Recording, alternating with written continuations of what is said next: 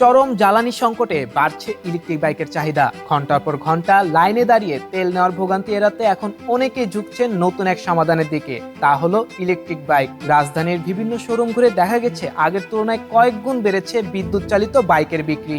কেউ খুঁজছেন কম খরচে যাতায়াতের উপায়, আবার কেউ চাইছেন ঝামেলাহীন পরিবহন ব্যবস্থা। বর্তমানে সর্বনিম্ন প্রায় 90,000 টাকা থেকে শুরু করে 2 লাখ টাকার মধ্যেই পাওয়া যাচ্ছে বিভিন্ন ধরনের ইলেকট্রিক বাইক। ব্যাটারি ক্ষমতা ও ফিচার ভেদে দামে রয়েছে ভিন্নতা। বিক্রেতাদের দাবি, আগে যেখানে মাসে 10 থেকে 15টি বাইক বিক্রি হতো, এখন সেই সংখ্যা বেড়ে দাঁড়িয়েছে 25 থেকে 30টিতে। কারণ হলো এই ইলেকট্রিক বাইকটি একবার চার্জেই প্রায় 100 কিলোমিটার মতো চলার সুবিধা রয়েছে। তাছাড়াও কম রক্ষণাবেক্ষণ খরচ আর নেই তেলের জন্য দীর্ঘ অপেক্ষার ঝামেলা।